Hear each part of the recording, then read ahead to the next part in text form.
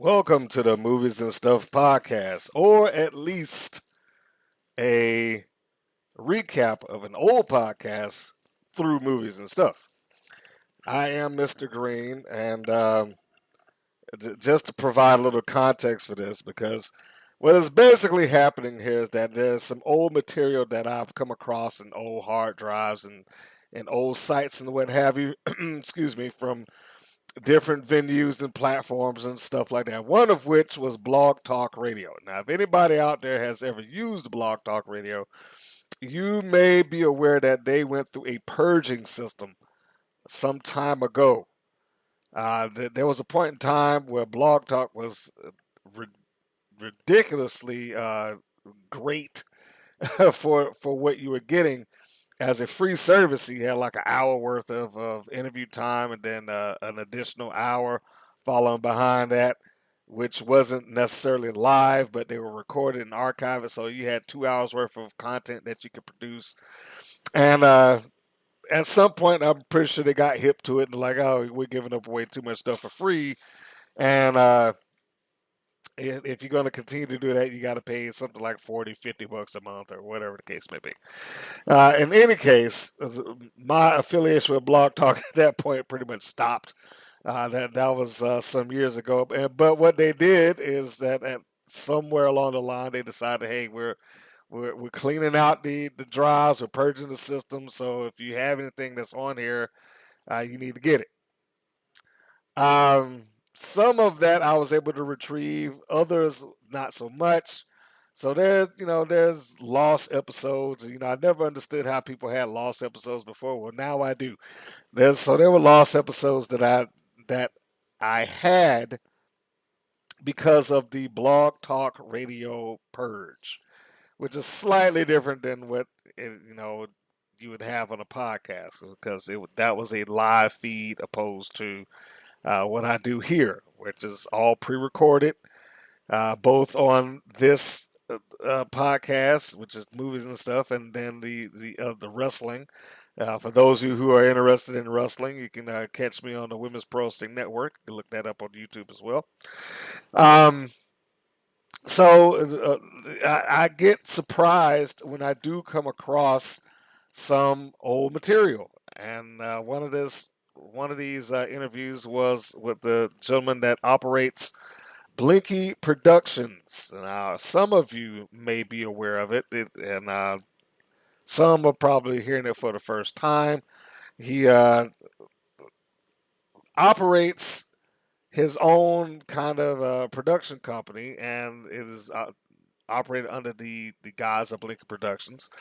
The biggest thing that happens out of that, he does a lot of fan films. Um, and I really enjoyed his work. And because of that, I had decided that I wanted to speak with him. I wanted to speak with him, talk to him about his his aspirations and how he was doing his productions, uh, taking the time to create the costumes and whatnot. Chris Notarile, I believe I'm pronouncing his last name correct, but that is the producer slash owner of this particular site slash channel. And so when I was going through hard drives of mine, I actually found the original interview. So it was downloaded, it was saved. So I was legit surprised and happy that I had something that I did some years ago that was uh, still intact. Uh, so rather than just shuffle it away back onto another hard drive, I figured, hey, it was up before. Why not re-upload it? But of course, I had to do this little intro, give a little context to it.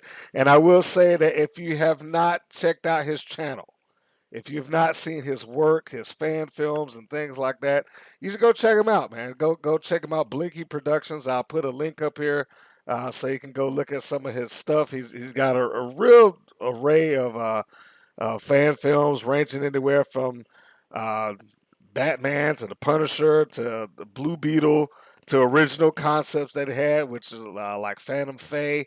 Now I know some of that stuff I'm talking about here I will not address in the actual interview because some of that didn't exist yet. However, again, if you're listening to this now and you click the link or you're just curious about it and just want to kind of scroll through some of his material, I would encourage you to do so. And the fact that he was able to do a lot of this stuff on the what I would say is an extremely tight budget is very impressive. And I will go one further to say before I lend it over to the actual interview is that I actually purchased I think two movies. He had done two feature films that I saw.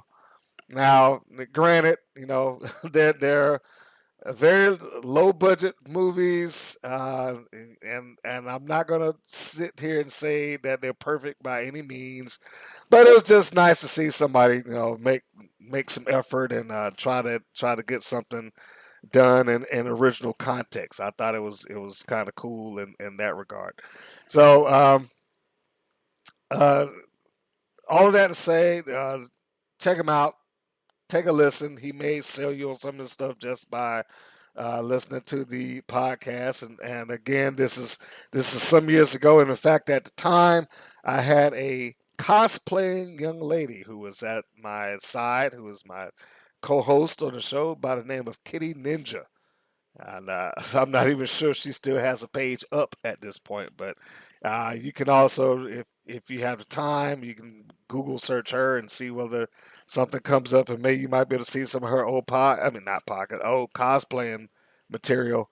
So that might be interesting for you as well. So that said, and that being set up, thanks for listening to the uh, intro, and now on with the show. Hey, how are you? We are doing fantastic. Welcome to our show, and this is my co-host, Kitty Ninja, on the line. Hello. Hello. Yeah, and we were just, well, you popped in the later portion of our conversation. We kind of drifted off into Batman 1966 and a Green Hornet note. We drift off often, sorry. I'll tell you something funny, actually. I worked with Adam West, too. What? Stop. Yeah. No way. Back in 1997, I was my hero. I was in the 7th grade. I was an extra on Pete and Pete Season 4, the episode where he played the principal and he got splattered with cream corn. Oh, my goodness. So, yeah, we two were on the same show together. I did 2 episodes. I think he only did the 1. And he got splattered in cream corn? Oh, yeah, that was hysterical. He was supposed to be doing this a school assembly about, safety and cleanliness and hygiene, and Little Pete, who had basically taken over the show as the main Pete because Michael Maroney went off to college at the time, Little Pete, Danny Tamborelli, loaded up this big prosthetic ear. It was going to blast out cream corn just as Adam West's principal character takes this massive Q-tip and tries to clean it. So we're all sitting in this fake assembly room, and I'm in about, I'd say, the third aisle. You could see the back of my head for about 3 seconds. And boom, Adam West just gets shot up with cream corn, and he's just doing that classic, Kirk Douglas, no! And yeah, that's all she wrote. I appreciate the reenactment of that. That's good and lively. Thank you. That's the way we like it. I met him again in, I'd say, 2004, 2005 at, one of the conventions, but seriously, Dad, he recognized me. I didn't have braces or big poofy hair, and I was, 10 years older, but whatever. Well, even all of that aside, you made Kitty Ninja's night. Because I'm speechless now. It never happens, ever. Really? Yeah. Well, I have that talent with women. I'm sorry. It just comes naturally. Yeah. You should see the stuff that he has on there. You must have some kind of talent to get them to even dress up in the outfits that you have. Yeah, it's a gift of gab. I'm not even Irish, by the way. I just have this ability to convince people to do my bidding. I don't know. Maybe I should be like a warmonger or a dictator, something like that. Dictator works. Yeah, it could be a dictator work. I think they have a handbook out for it. I bought it for my mom once. Told her she was in the wrong career. She should have been a dictator. Like, here, Mom. I thought it was funny. She didn't think it was too funny, but. One time I had a speeding ticket, and I went to fight it in court, and I ended up actually getting off because of my gift of gab. And the prosecutor came over to me and said, "You should be a lawyer." But why do that when you can make movies? Yeah, good movie. And meet Adam West. Exactly. If you watch enough Law and Order, you can defend yourself in court, believe it or not. I believe it. Yeah. If you watch enough Law and Order, yes. Yes, Law and Order will. I tell you, actually, I've learned more from watching that TV show legally than I could ever learn going somewhere like Harvard or Yale. You know, just it's like, what school did you go to? SVU. I never heard of that one. Where is that located? Yeah. That's based on NBC. Sunday nights at 9. And on every other channel, like for 5 hours at a time. Yeah. Law and Order Tuesdays on USA is my crack. Oh man. 24 hours of just Law and Order all day. I will die watching that. Are you planning on making a Law and Order homage? Yes and no. I've incorporated a lot of the humor and dialogue schematics of Law and Order into a couple of my stories. The way they jump from scene to scene and people talk and whatnot. And I actually did write it's not really Law and Order, it's called GCPD. I wrote a Gotham Police Department story in the style of Law and Order. That's awesome. Yeah, how cool would it be to have like your two main characters be, Bullock and Montoya? Yes, Bullock and Montoya underneath Law and Order rules. How about that? I think it'd be a really good show, but I haven't gotten around to doing it yet. But the script is pretty solid. Well, now let's ask you this. You have 125 movies soon to be under your resume right now. Well, soon to be 126. Yeah, okay. I'm at 125 and a half right now. How do you work up the time to do all of this, first off? Let's start with that, because this you has have to to be a sacrifice. time-consuming process. Well, I'll tell you, first you have to sacrifice your life. Any chance of social life, networking, getting out and doing whatever, you have to sacrifice all that down the toilet. Okay. I just multitask. If I'm going to make a movie, I try to actually do it in a day. I try to give myself like these little 24-hour goals where, like, for example, if you go on my website and you watch Jack and Jill, that's just an original movie. Jack and Jill is like a 8-minute movie, something like that. Mm-hmm. I did that in 24 hours. We did 3 hours of shooting. And I went home and I edited for the next 6 hours, and then I, put the music in, tweaked it, and basically had it online within that time. So you started with the full end result already in your head. Yeah, clearly. I mean, the scripts are written ahead of time, so like I could take a couple of days to write a script, or I could take a couple of hours to write a script. But as soon as I have the script locked, I plan the movie out, I decide where I want to do it, and then once I have my location scouted, that's when the clock begins. As soon as the day comes that we're going to film there, it's officially 24 hours for me, ready, set, go, and I just make the movie as quickly and as awesomely as I possibly can, and hopefully it gets done within the time. I mean, sure, sometimes, it takes 2 days. I can live in 2 days. You can handle that. I understand everything you're saying, because you call it multitasking. I call it working with my extreme ADD. So I know, if I don't finish something now before I start something else, it's never going to get done. So I do the same thing. I'll force myself. People are like, go to sleep and do it tomorrow. I'm like, no. Now. I view it as like I have a lot of energy. I don't have ADD. I'm very focused. I just really get excited about what I do. And, I've actually been criticized in a lot of my movies. People, like, when I don't tell someone how long it took to make a movie or how much it cost to make a movie, I ask sometimes, like, how much do you think that movie cost? Like a couple of grand, a couple $100. And, for example, with the Jack and Jill one, that movie cost $60 and was shot in 3 hours and online by the next day. So, then people go, $50. $60. $60 in total. $60 in total, yes. That's just good pre-planning. What? That's just good pre-planning. I know. We spent the money on. We spent like I think $20 on a jacket. I already had some prop guns. Money for tolls, hairspray, dye, coffee. We had to get a coffee for someone because my dog spilled that guy's coffee. And yeah, and even gas and a slice of pizza. It was all factored in, and we just did the movie, and that was it. I did another short film called One Night Stand, and that cost $100. I won't lie, because I had to spend $80 on a hotel room and then $20 to buy fake blood.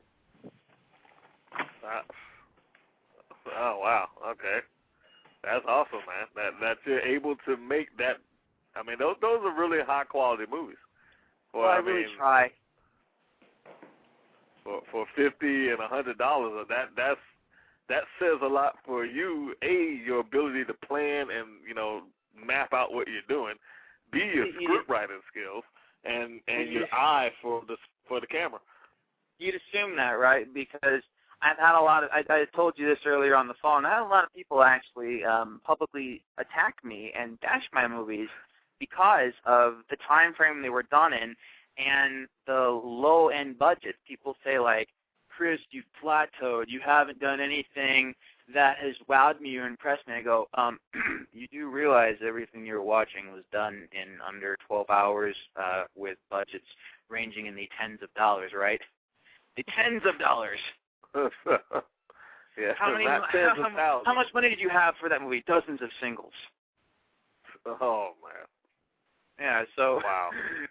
Yeah, I just have, some people just don't appreciate, when you do a micro movie like that. And I also tell people with my movies that they're really just experiments for me. I have an idea or I have a concept or a new technique I want to try out. So I write a script based around that particular technique. Like in One Night Stand, I really wanted to do a movie about sound with as little dialogue as possible. So that was just a sound experiment. For Jack and Jill, I wanted to experiment with editing and using a grand scale location like a TV station and basically hijacking it. So, just stuff I want to play around with, and I do it. Oh, that's incredible stuff.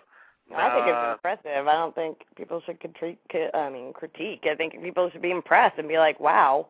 It's like work with what everybody you have. Has an opinion. Sometimes they're just more opinionated than others, and I'm just trying. I'm teaching myself now to just let it roll.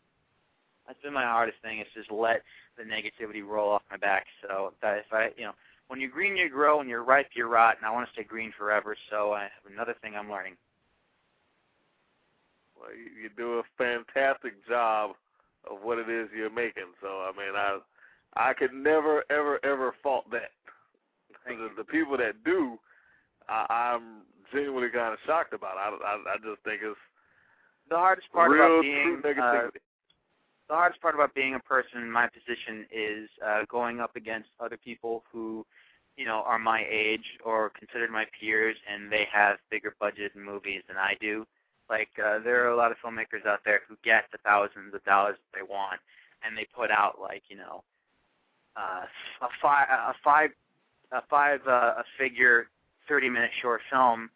Meanwhile, I'm putting out a 2-figure or a 1-figure 5-minute short film, and I'm getting people saying that, this guy is amazing, and they're saying to me that I'm not, and I have so much to learn and experience.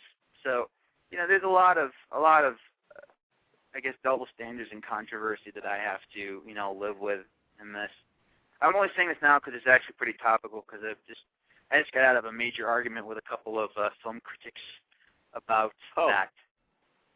Well, I mean, I would just say that they're probably jealous, because if they had the eye and the vision you had, they could see, okay, I have X, Y, and Z right here in front of me. I can use this, write it in the script, still write a good script, make the shots look great, edit it well. They call me hackneyed. That's what they call me. I think they're just being jealous because they have to pay for stuff, and you can make something that you already have look like, you know, $1,000, couple $1,000 production. And well, I don't have the actual filmmakers attack me. I have the fans of those filmmakers attack me. That's the hard part. I got these kids who are, you know, ages ranging from like 13 to 22. Oh, what do they know? Yeah. 13. So, come on. I know, but unfortunately, they're the ones that are always on the internet. The older folk and the older folk don't give a crap, and the younger folk don't know what it is. Yeah. What, it's always going to be that way. You don't do it. It's easy to attack it, but you make the statement right there on your page that is, you know, basically a great product with the low budget. I mean, it's not it doesn't look low budget. Try to hide it. High quality films without the budget. Like I don't lie about that. And the whole thing is, I always tell people, like, you know, you realize that if you did give me, if you see what you see and you like what you see, imagine what I could do with money in my movies. And a couple of fans have actually gotten pissed off at me because they've said stuff like, "Stop saying that. Stop saying, what would it be like if I had money? Why don't you go a whole year without making a short film, save up that money, and then put out one?" And I go, you do realize that if I manage to save up more than 4 figures, I'm putting that towards rent. I'm putting that towards buying groceries. There's no way in hell I'm spending 5 figures, let alone on a fan film. Rule number 1 of film making, never put your own money in a movie. Well, there you go, listeners, people that's out there listening, especially you filmmakers out there. Pointless. Good knowledge. Never put your own money behind a. I like it. Because if you do, first off, you have nothing to gain from it. Because the whole point of making a movie is you get paid from it. So if I raise $27,000, that is $27,000 I just raised for myself. Well, now I'm going to go put it in a movie. Well, that's just I just lost all that money unless I sell the movie and pray I make money off it. But if I get someone else to invest in it, at least I can now pay myself a salary. And, you know, you always have those contracts in place that, you know, God forbid the movie doesn't make its money, I'm not liable for or responsible for that money lost, you know? And then plus, I mean, like, if you're me, you have no money in your pocket. But if you're in a situation like myself and you're trying to get by making these movies and doing commercials and whatnot, you got bills to pay. You know, you got rent, you got utilities, you got food to buy, clothes to wear. You know, you may every now and then pick up a DVD for yourself. So you got to pay these things. And if you start saving up all this money, well, now you have this money, but you still have these bills. Now you got to choose. Am I going to go make a movie or am I going to go pay my rent? Well, you know what? I really like where I'm living. I think I'll just put the money towards the rent. And you eventually run out of that steam.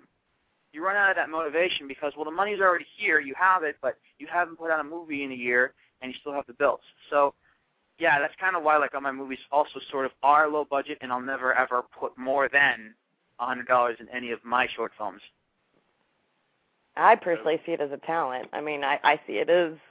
Well, I do think it's definitely, like, it's an admirable skill as well, because I have investors. Like, I just put out Escape from New Jersey, my Steve Plissken fan film. I had an investor who I'm talking to call me up last night, and he's just like, "Chris, I saw Escape from New Jersey Part 2. I'd like the first one and everything. I have to ask you, how much money did you put in that movie?" I go, price of a cheeseburger. Do what now? I'm like, yeah, price of a cheeseburger. Now, are we talking McDonald's cheeseburgers or a regular cheeseburger? I'm like, $7. It was a $7 cheeseburger with fries. He's like, well, I'll be damned. You did all that for $7. I go, yeah, well, you know, we used the restaurant. And we had everything else I had got for free, basically. But, yeah, you know, if it cost me $7 to put out a fan film, I'll go to sleep happy at night. Now, let's talk about Escape from New Jersey then, now that you bring that up. Okay. Done for the price of $7. All right. So Well, this is the second part. The second part was done for the price of $7. It's a 4-parter. Okay. Part three and 4 were done for the price of $14 because that's 2 of them. It was a doubleheader. It's like a double Indeed. cheeseburger.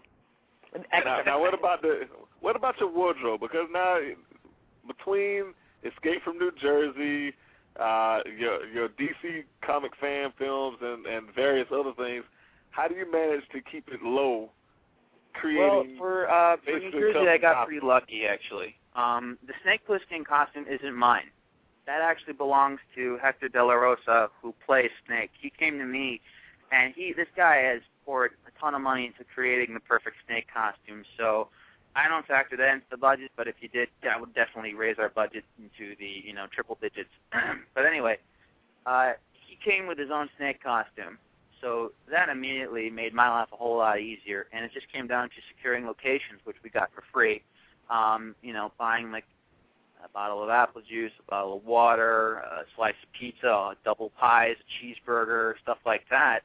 The movie just kind of sort of worked itself out at that point. The costumes for that, all the wardrobe, like I just did a collection of stuff I have, like knee pads and guns and wristwatches and just stuff.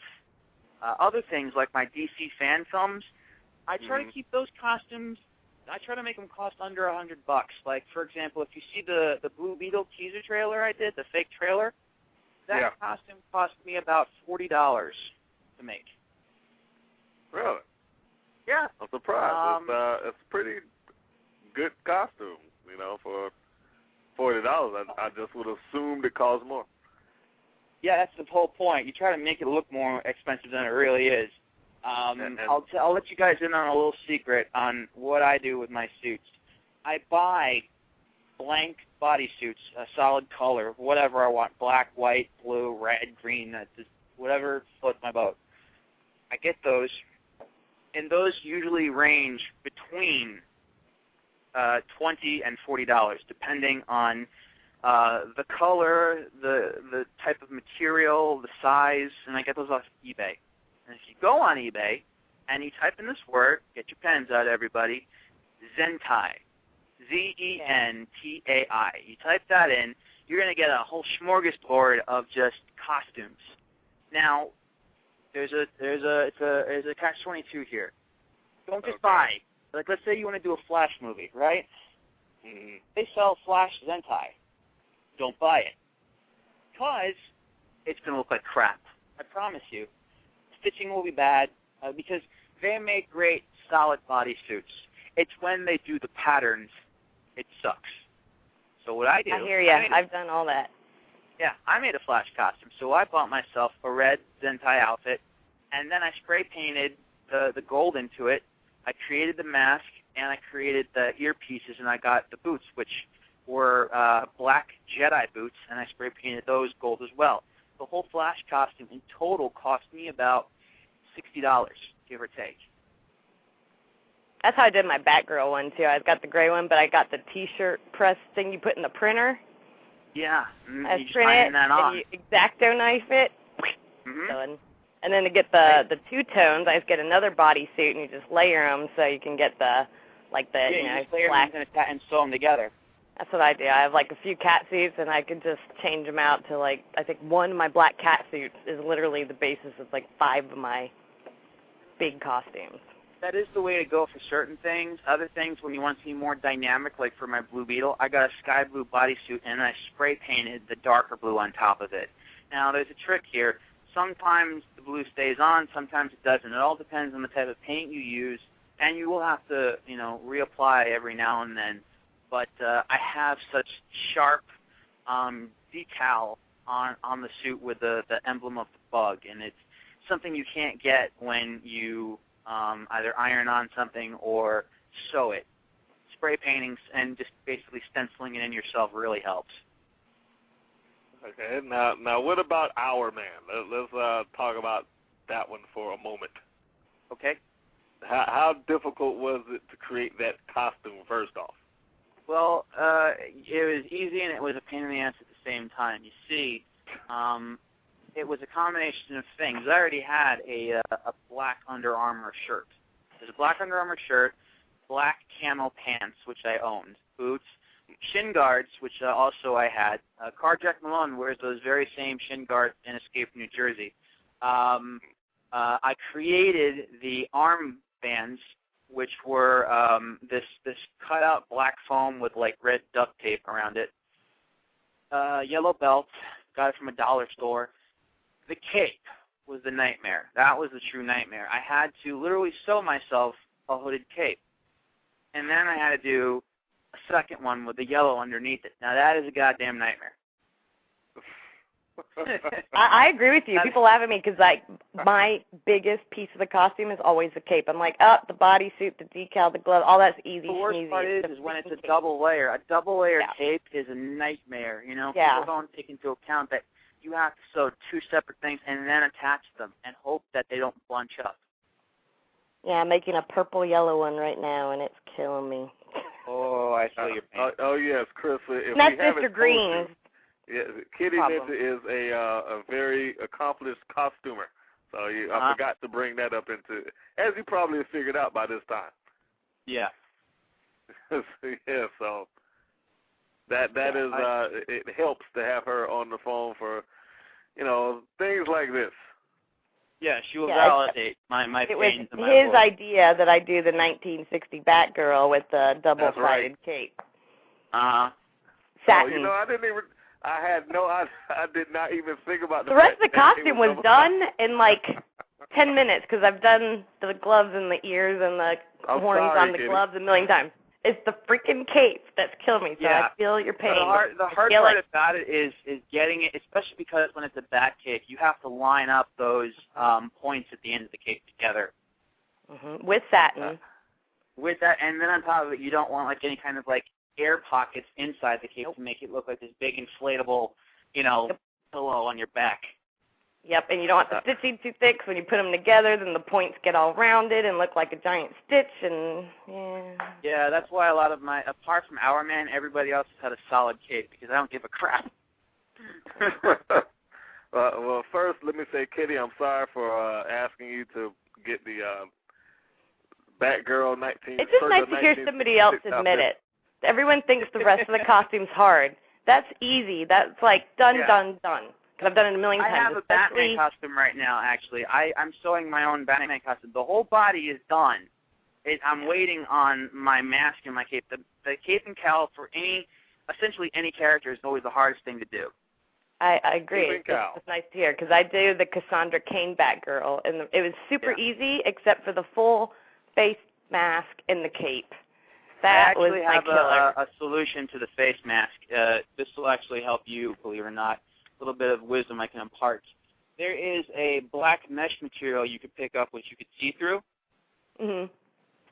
Get that, and sew the eye slits around that, and then basically sew a black mask. Putting the points on the ear are, of course, a nightmare, as we all know.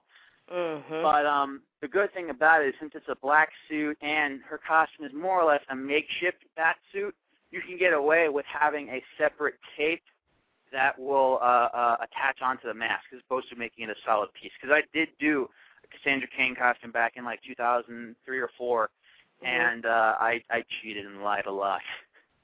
Yeah, and I had to do the same thing because I need to breathe and be able to take that thing off. I get claustrophobic, so I piecemealed it so when it's on in pictures, it looks good, but I could take, I couldn't have it all attached. I'm like, I can't because I used that meshy stuff, and it was just figuring out for the first time, though. Now I know these secrets, but like when you're first starting and you're looking at the stuff, like, what do I do? The worst part is, for my Blue Beetle costume, I have aqua shoes at the bottom, so that way I don't have to wear boots or anything. I have a full suit with soles sewn onto it.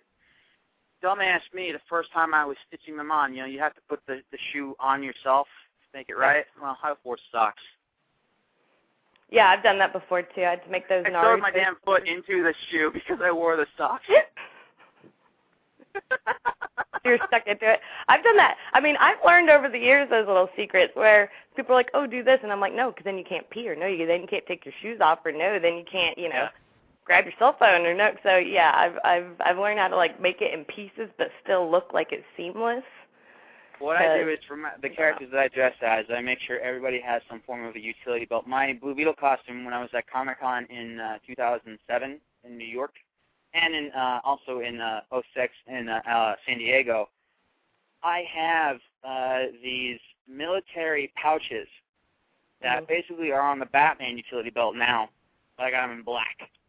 And I had a cell phone holder on my belt. I had a harness for my Blue Beetle gun. I had a pocket for tissue so I can wipe away the condensation on my goggles. And then I had all my junk in the back in these two black pouches. So it just looked like this really cool black camo utility belt that I wore.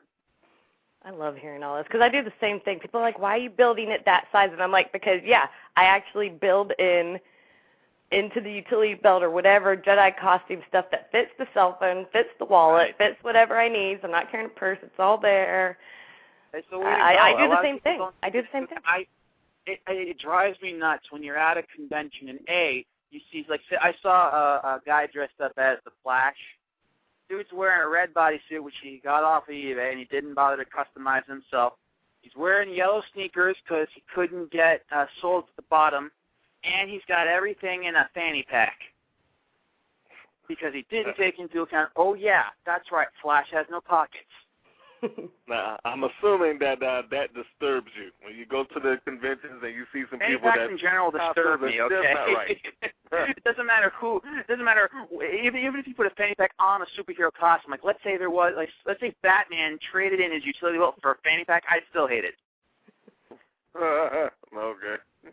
See, I'm loving all this because all throughout the year, like if we're at a random Army surplus store, motorcycle stores actually, and I see a little pouch that's perfect size that won't be too heavy and bring the belt down, but fits the cell phone, but looks the right color and shape, I'll just buy it. And people are like, what's that for? I'm like, well, because, last year it was, I have a new phone now and it won't fit or whatever, and I buy pieces throughout the year that will go on any type of costume belt, look good, not weight it down, because, you can have one that's too big and then your belt's falling off. Into account, and also they have to fit the aesthetic. Like, let's say I were to do Flash, right? You can bet your ass I'm going to get me a red and gold thing that I can either attach to my boots or my arm, because Flash has been known to sometimes wear things on his arm for, like, transmitting. So as long as it looks like it's technical, I can get away with it. But if it just looks like I got the goddamn thing at Old Navy and it's green, people go, well, that's stupid. I'm with you. People are like, we already have two of those. I'm like, yeah, but I don't have a purple one, or I don't have this one, or, or like, they're like, why don't you use that one with your Jedi? And I'm like, no, the Jedi one has to be, like, longer and flat against my back, and I'm small, so I can't just order the ones online because they're, like, the size of my whole body, So that's why I love, like, those motorcycles, because I'm allergic to vinyl, so everything I use either has to be canvas or leather. So, they've got all those little pouches and things and, like, leather shops or the That's army. That's kind of why I like being the Joker, because I have all these pockets in my outfit. So it's a lot more convenient to be a character in a baggy costume. Yeah, unfortunately, all of mine are cat suits. No, that's not true. But in my ninja costumes, I always, like, buy... I mean, people probably don't even notice this, but, what looks like a cute little, like, kunai knife, like, casting, actually has a little back slot in it where the credit card and ID and stuff go into, and it fits perfectly, but it's part of the outfit, and I do the same. Oh, yeah. For our, don't give away all your stickers there, Kitty. For our Catwoman costume, the purple one, when I used to go to conventions and I had someone wearing it, I created a girder belt, which is a form-fitting girder belt that you could attach one of those pouches to, because Catwoman would often store her whip inside her thigh highs. Yeah. So I wanted to emulate that, and I created these girder belts that she could keep her shit in, and also one for her biceps, because the gloves came up to her biceps as well. Mhm. So yeah, you gotta really take into the aesthetic. It's all, I swear to God, there's like a little gay man living inside me. That's probably not the right choice of words, but hey, gay man. Hey, I have a little effeminate fashion designer. There you go. All right, now There you go. Those same tricks that you use for your costumes are what you use to make $10 movies look great. That's what I'm saying. I think it's a talent. See, you know what it is? A good filmmaker is a really good liar. I'm just a really good liar. So is costuming. Yeah, let's loop this back around just for a second. Just for a second. I got to get you back to some of your projects or sure. Some of the stuff. Really. Sorry, Mr. Green. Someone else feels my pain, so I'm just like, yeah. Well, I see that. I see that you both have some costuming obstacles that you've hurdled over. Yes. But first, I wanted to get the concept of how you find these actors, these people that are willing to. Why don't you ask the real big question? Because I know it's on your mind. That's the big question. That's the big question. No, there's a bigger question. Then how do you get these actors? It's a more specific one. Well, specifically, I'm assuming that they're doing this for little to no pay. But not that.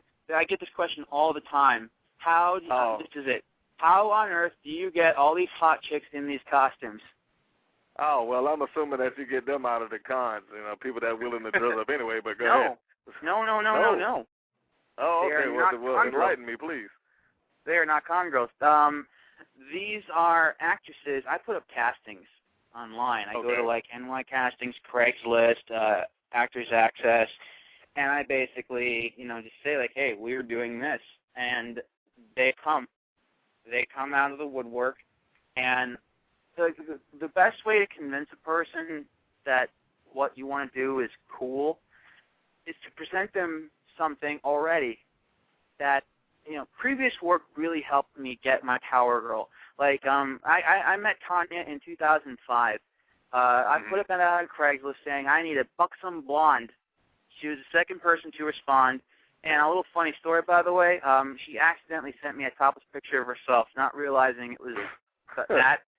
So, of course, I get this photo, and I'm like, accidentally with quotation marks around the accident?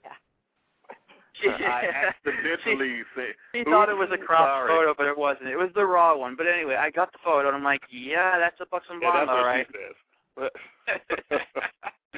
So I met up with her, and at the time, I had started filming my first Catwoman movie, so I brought a clip of it to show her, to basically okay, I'm not an idiot, I'm not a psycho, I'm not a stalker, and I'm not just making a fetish film so I can get a bunch of hot girls running around in skimpy outfits. I actually have a story to tell. So I came in, and I showed her the clip. I brought in the Amanda Conner, Jim Palmiotti comic books, and basically familiarized her with the source material, and I got her hooked. Basically, I am the converter. I find these virgin minds, these beautiful women who have never read a comic book before, and I seduce them. And I bring them in, and I turn them. I'm like the frickin' Vampire Lestat of comics. Yes, you do belong on this show. Yeah, you do. Does he know the catchphrase? Does he know the catchphrase? No, well, I leave that to you to fire the catchphrase. That's your line. That's what we do. It's spreading the nerd. I'm like, come on, cute girls, we can do this. Come on. I'm not the only one that's been hiding this. Come on, just admit it. You want to put on the cat suit and the cape and just come hang out with us. You'd be surprised. You're absolutely right. Our new Catwoman, I got her hooked. She Your new one? How many have you had? What? How many have you had? How many people have played Catwoman for you? Well, Nanny would be our second official Catwoman. The first one was my ex-wife, Nikki, and obviously we're not married and she's not Catwoman anymore for obvious reasons. But Mandy is now taking over the role, and I've known Mandy, believe it or not, since I was in the 4th grade, because we went to the same grade school together. She was always 2 years ahead of me, and we knew each other, never hung out until finally she submitted to a casting of mine a couple of months ago, and we hit it off again. Now, I went to a Catholic school for a brief period of time, which is where I knew Mandy, and this poor girl, she grew up in a typical suppressed Catholic family. Me too. Yeah, great. But I'm in costumes all the time. Yeah, so high five. Ow. So anyway, I had her play a character of mine called Jassy, and there's a 5-minute sequence to my show, which is Jassy, on my website. Jassy is a foul-mouthed, surly tomboy who is a former Black Ops agent / bounty hunter, and the show opens up with her beating the crap out of her ex-boyfriend to get some money. So you have this girl who, and basically I've always said this to her, she got this freak inside of her that she doesn't let fly, so I've basically been slowly pulling it out, and I've been giving her these harder roles and these more badass roles, and she's taken on, like, it's cracked to her now. Like when I told her I wanted her to be Catwoman, she's like, I don't know about that. I go, just humor me. Come over to my house and put on the suit. Really? You really think I should do it? I go, just put on the goddamn suit. She came over. She put on the suit. I started playing music for her. We took the photos. As soon as the photos were done, she took one look at herself. She's like, holy shit. And she's been basically, like, obsessed with wanting to be Catwoman ever since. Like, I started filling her in on the origins of the character, and the true origin, not the Frank Miller, I'm a hooker origin. The actual street kid, I became a jewel thief Catwoman that I actually respect and love. But anyway, filled her in, and now she's Are you against Frank Miller's origin? I'm just against the fact that every woman is a whore. That's the only thing I'm against. Every woman's a whore in Frank Miller books. I like women. Well, I love you women. know, that is pretty true. I think he did change some direction in Daredevil when he took that too. But anyway, we won't go into that. My vision of Catwoman, I actually wrote a feature-length Catwoman script that one day I will do. As in not a fan film either. It will be an official installment. But anyway, in that script, I basically took the 0-hour Catwoman story and just elaborated on it, where she was, her mother committed suicide, her father drank himself to death, she became a street urchin, got taken into, as a ward of the state, juvie. She escaped from there because they were physically abusive. She once again became a street urchin and worked her way up the ranks as an opportunist, a self-serving individual who just wanted to advance in life, thus becoming the master criminal that she is. That's my Catwoman origin story. She was never a prostitute. In fact, I have her posing as a dominatrix because she would get these rich guys to come in, take off their pants, handcuff them, ball gag them, and steal their money. And that explains also how she got her whip, too. All right. And that also explains how she gets her whip. Oh, you do? Yeah, because she's a dominatrix. Yeah. What do dominatrixes do? They whip you. Yeah. That's what they do. Well, yeah, that's a good point. Well, I didn't know about the cat of nine tails. I know she was using that in the comments at one point, but I guess she has gone back to the old play. In my feature script, I have her come in that crappy ass Holly Berry costume. She works at the house as wearing that costume, and basically she gets this one-leg Wall Street guy and she ties him down, puts the ball gag in his mouth, and she's like, you came here to see me, right? And the guy's like, and you have a very busy schedule. She takes his wallet out and leaves. Well, I just freed up your schedule. Why don't you go tell your wife and kid what happened? And she just leaves. Very, very good. Now here I'm about to ask some tech questions. Well, not too technical. Let's find out what you're using to accomplish what you accomplished. Starting with the camera. I have a Sony HD FX1 camera. I got it in 2006. It's clearly outdated, but it does its job, so it works. Well, in fairness to you, all cameras get outdated basically in about 6 months or so. Oh yeah, I'm already rocking 4 or 5 years. Don't sweat it, man. It's still doing the job. Yeah. Editing programs, because Final Cut Pro 5. I got Final Cut Pro 5. Are you also doing your own photoshopping? Yes, I do everything myself.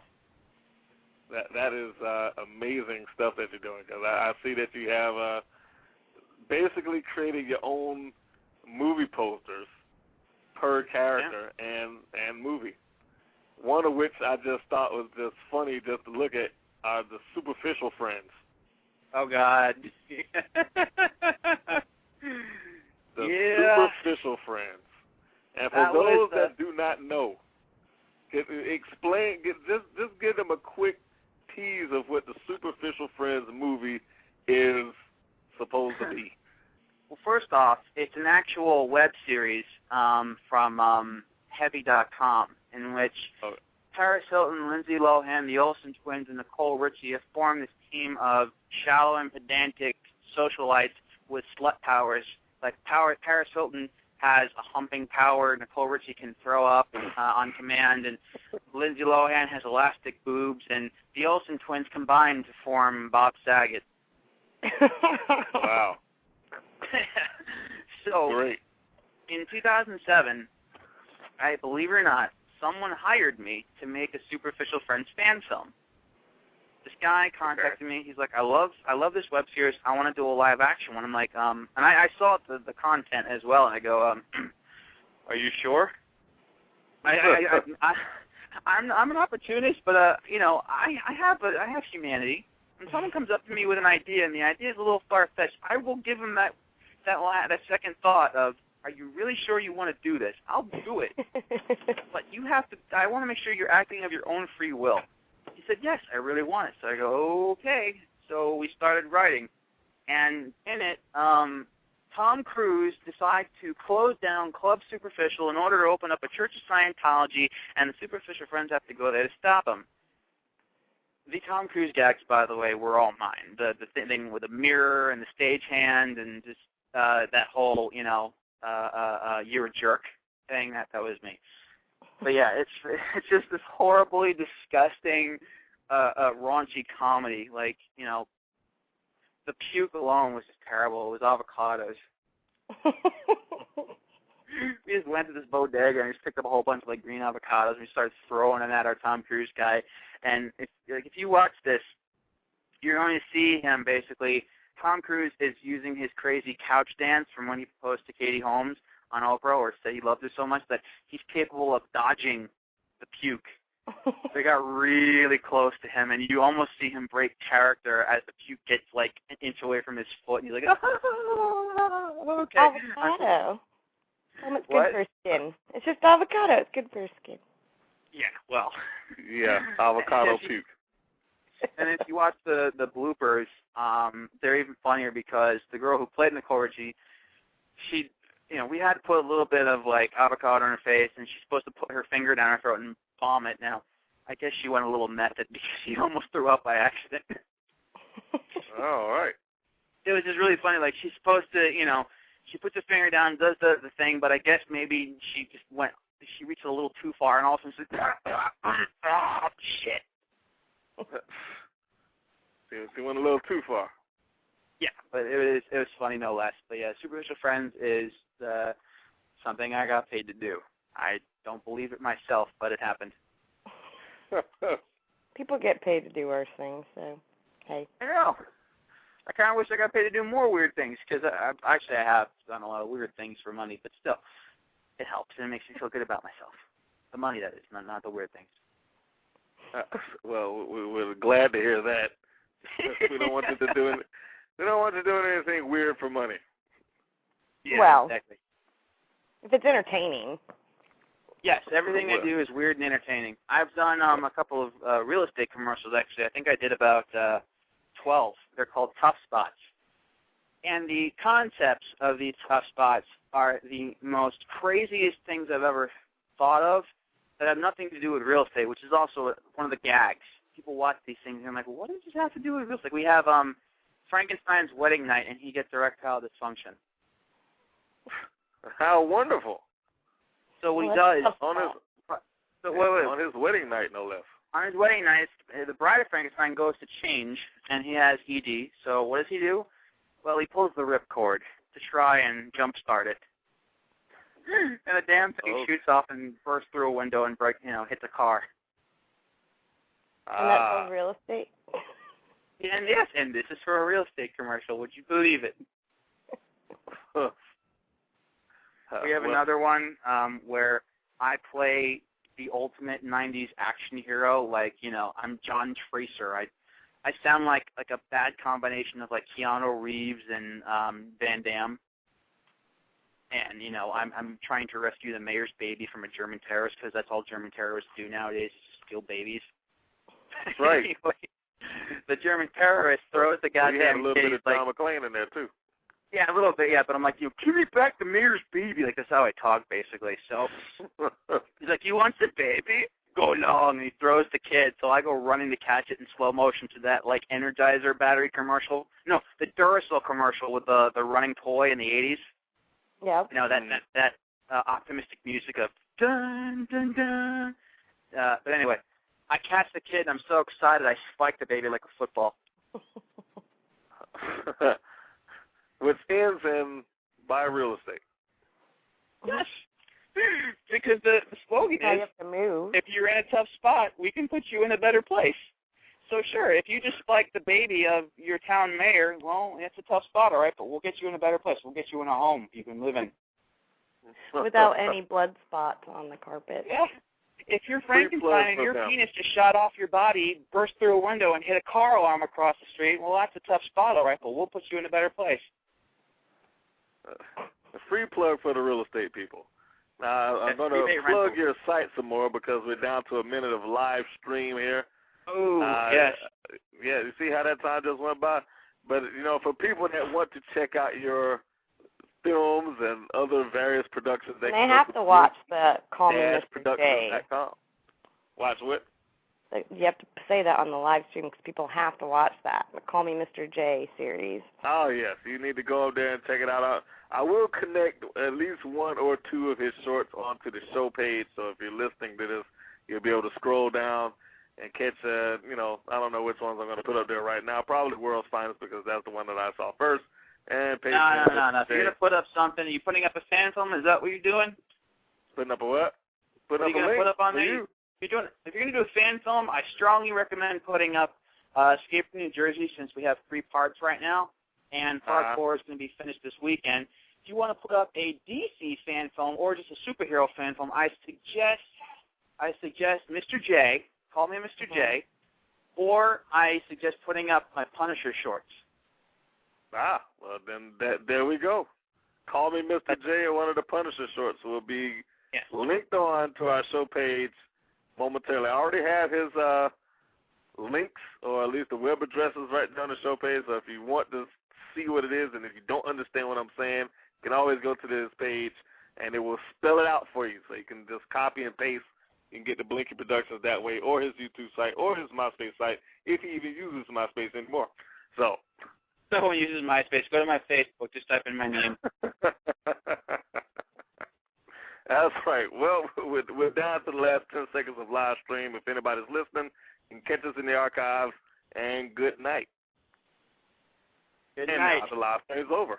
So now we're just on the archive side of things. Yeah.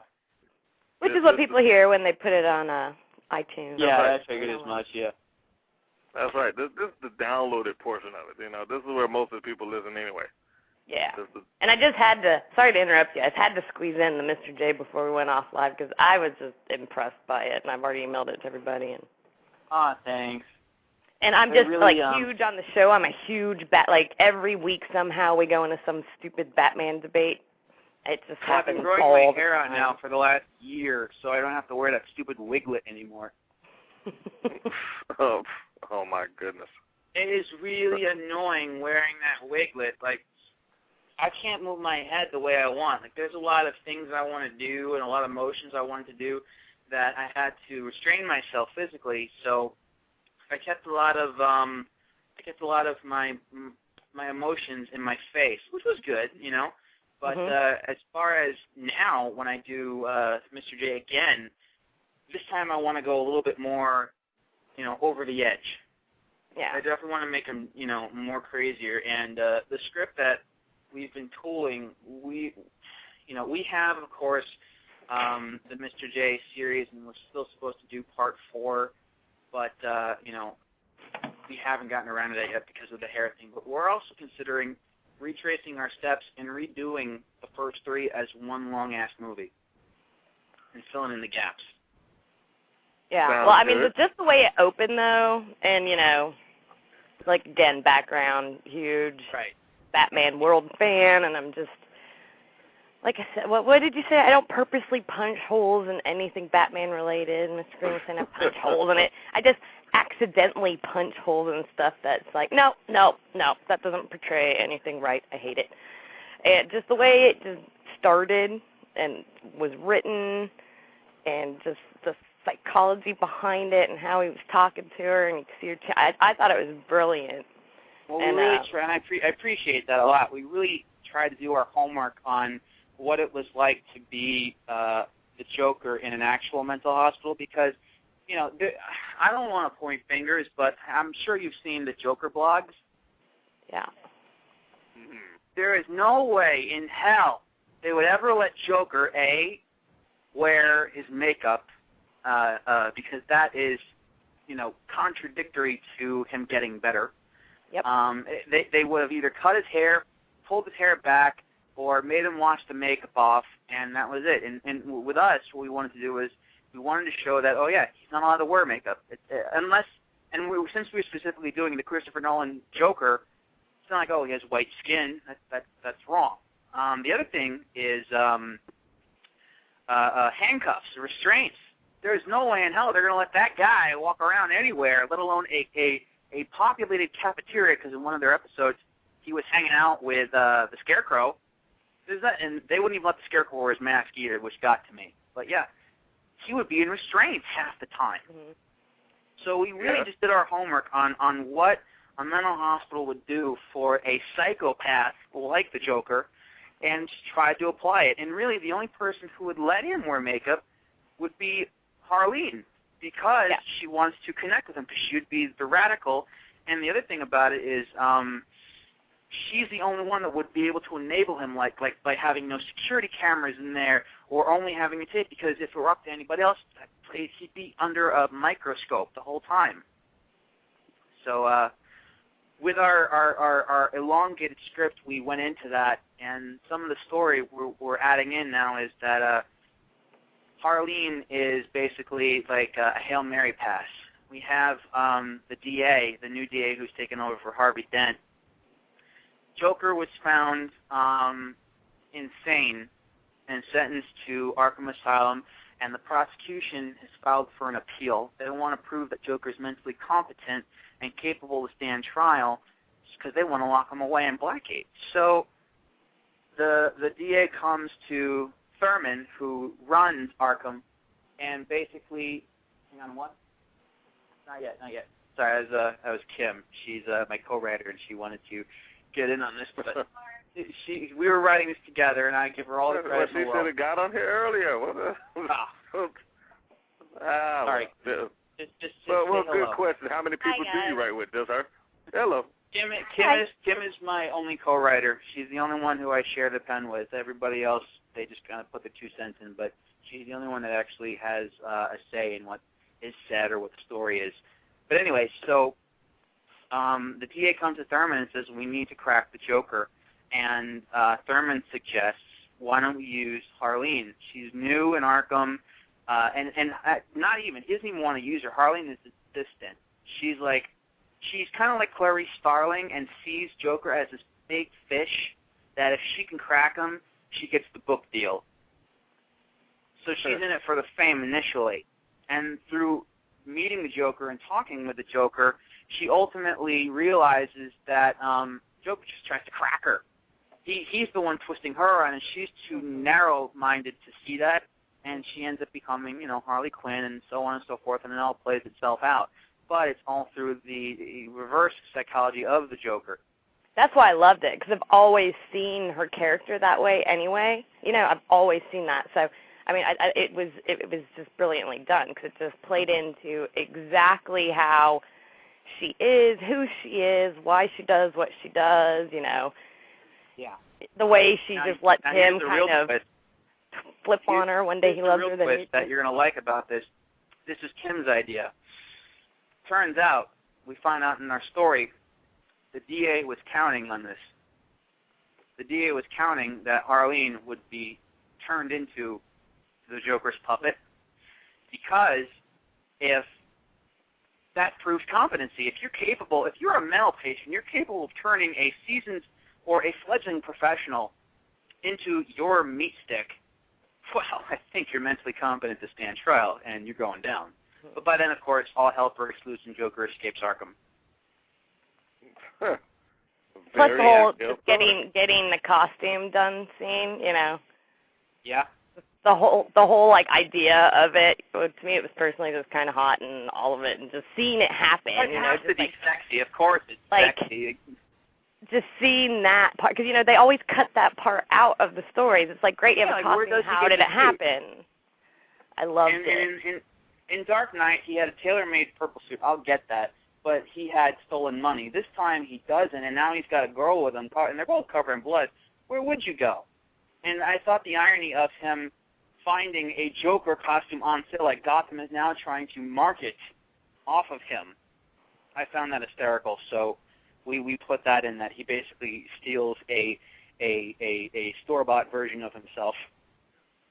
Yeah, no, I saw all that. I loved it. I loved that. It was just much deeper than, I mean, you could tell that you guys thought of all of that. Like, you know, he's not going to open up to, you know, this hardened person that's been, you know, talking to psychos their whole life. You know, it would only be the innocent newbie, fresh blood that he would even open up to, you know. So you could see that all of that was there, was thought in. And then went with this Hannibal Clarice relationship combined with Sid and Nancy and Natural Born Killers.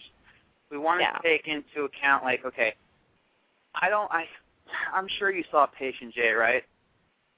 Yes. I haven't, actually. Oh, you haven't? You didn't watch Patient J? I'm shocked. But yes, I've seen Patient J. My thing on Patient J is I don't like the portrayal of the Joker. I don't like. I know the actor. He does this watered down Mark Hamill, and in the way they explained it in the movie is that when Joker is in Arkham, it's like the curtain is down, and the spotlight isn't on him. So he tones down his emotions, and he kind of talks like this, as opposed to the crazy Mark Hamill Joker we've all known. He just has this watered-down voice. I didn't buy that. My take on the Joker is this guy always has something up his sleeve, and at no point would he ever think that he's not performing for somebody. And I thought about it. I contemplated how to kill the Joker. There's only one way to kill the Joker, and that is to forget him. See, and the only person who could kill Joker, believe it or not, is Jigsaw from the Saw franchise. He's the only one capable of doing it, because the Joker, he wouldn't do it. He wouldn't murder him. He wouldn't stab him, because doing that, Joker has the last laugh because, well, you killed me. I'm a maniac. I wanted to die anyway. But for Jigsaw to capture the Joker and literally just chain the guy to a pipe and leave him in a room to rot. No cameras, no goodbye note, no one coming to visit him and feed him. Just to leave him there and let him starve to death. That is the ultimate way to kill the Joker, because when you leave the poor guy alone to his thoughts and there's no hope of anybody following a rule, he'll go nuts. Or sane. I was going to say, well, somebody already beat him to going nuts. Well, yeah, but I'm saying, like, that would drive him sane, actually. But I follow you. When they had, in one of the comic books, Joker got dipped in the Lazarus pit, and he came out sane, because the Lazarus pit leaves you temporarily nuts, but he's already nuts, so he came out sane for a little bit. But, yeah, basically, when you leave a crazy person alone to their thoughts, but the reason why Joker's capable of staying in Arkham and being patient is because he knows every day someone's going to come and give him 3 meals. He knows one day or another, Batman's going to come knocking on his cell door and ask him for information about so-and-so. So he always has these little reminders that he's in someone's mind, that someone cares enough to talk to him, because that's all he wants is attention. When you take that away indefinitely, oh, that's terrifying. That is the worst thing in the world to do, is to just leave a person starving for attention with no guarantee they'll ever get it again. And, of course, the first, week, the Joker will be laughing, going, ha, ha, ha, someone's going to come, someone's going to talk to me, someone's going to feed me, they're not going to just leave me here, they're trying to prove a point. And then 2 weeks go by, 3 weeks go by, and he's still But alive by the you touched on third that week. in the script, the whole AIDS thing, a negative and a negative. I mean, it's the Yeah. same theory. So, Exactly. I mean, I just love how it was all so thought out, like just human, like, because sometimes, you know, I like sci-fi and comics and fantasy, but I love it even more when they take real human psychology and build it in, you know, like the reason why people are criminals and crazy. The AIDS joke I got from Heath Ledger. I read an article on him in Rolling Stone, I'd say August 2007. He had just, I guess, maybe he had just finished or he was still filming Joker. And Rolling Stone did an article on him, and he kept a journal of things he thought the Joker thought was funny. And he wrote down AIDS. The Joker thought AIDS was funny. And I thought to myself, you know, the Joker would think AIDS is funny. And I read a quote one time from the Joker where he says how I dreamt that I lived in a world of darkness, infinite darkness and silence and sadness. And then there was a bright light, a candle was lit, a single candle gleaming in the night. And I walked up to that candle and I blew it out. Mhm.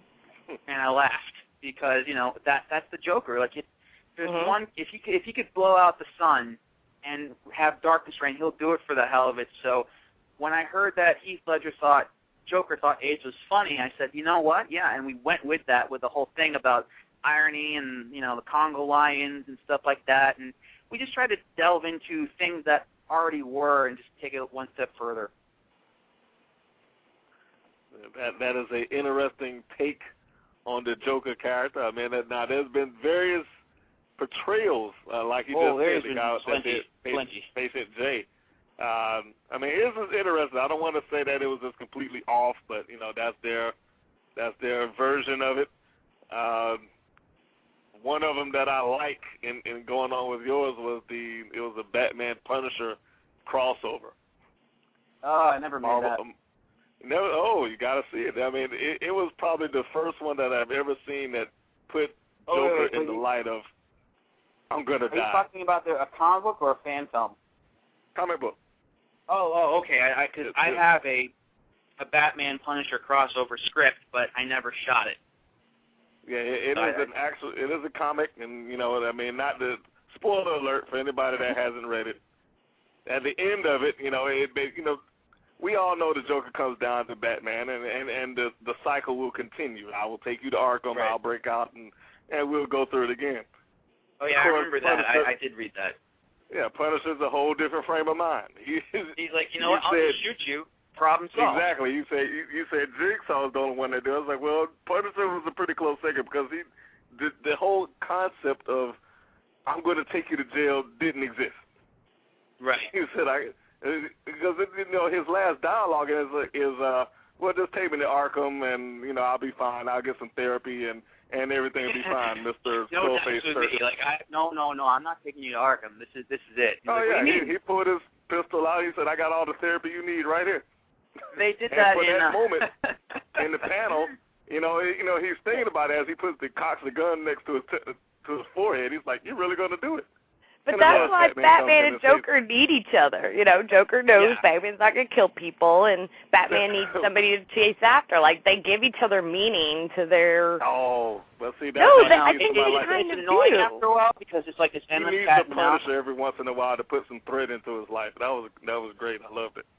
Well, what we did for the Mr. J thing was we really tried to have, okay, at the end of Dark Knight, Batman's now the criminal. Everyone's trying to kill him. And my take on that is Joker wouldn't allow for that. Joker would actually find a reason to make him useful again because, no, you can't hunt Batman. That's my job. And I saw the new trailer for DC Universe, the game, and they had, I think it was Black Adam or Deathstroke who was like about to get like the killing blow on Batman, and all of a sudden Joker picks up a bazooka and blasts the guy. Like, no one kills Batman but me. And I'm like, yeah, you're right. No, they need each other. They do. They do. They have this fine balancing act that goes on between the two of them. Yeah, but getting back to Punisher, as far as my short films are concerned, I've taken a completely new perspective on Punisher that I really want to try and mainstream. You see, there's a problem with Punisher now, and the problem is he's outdated. Punisher was only relevant in the late 70s and the early 80s when he was created because he was a Vietnam veteran. There is shit that you see in Vietnam you can't see in Iraq, okay? Sure, Iraq is bad, but, you know, when was the last time you saw anybody come out of Iraq with a necklace of earrings? This doesn't happen anymore. There is and I read, you know, Punisher Born, and I love that. I thought that was freaking phenomenal, and I started writing a period piece Punisher movie, and I think that's the reason why the last two Punisher movies have failed miserably. Like the Thomas Jane one, they turned him into some kind of like CIA spy, and then, you know, of course, he kills John Travolta's one twin son, and he's like, "That's it, we're going to go kill his whole family." Like, good job, way to go, dude. And then the Ray Stevenson one, where you have Jigsaw and everybody else overacting horribly. And the action was phenomenal, but it's just overacted. You know, they all have these. You have these British actors or these non-New Yorker actors doing these.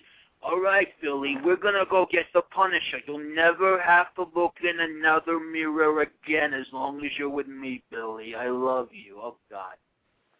Anyway. Yeah, they pushed over the top. Yes. I know. So one movie was undersold and one movie was oversold, and it's just sad in my opinion, you know.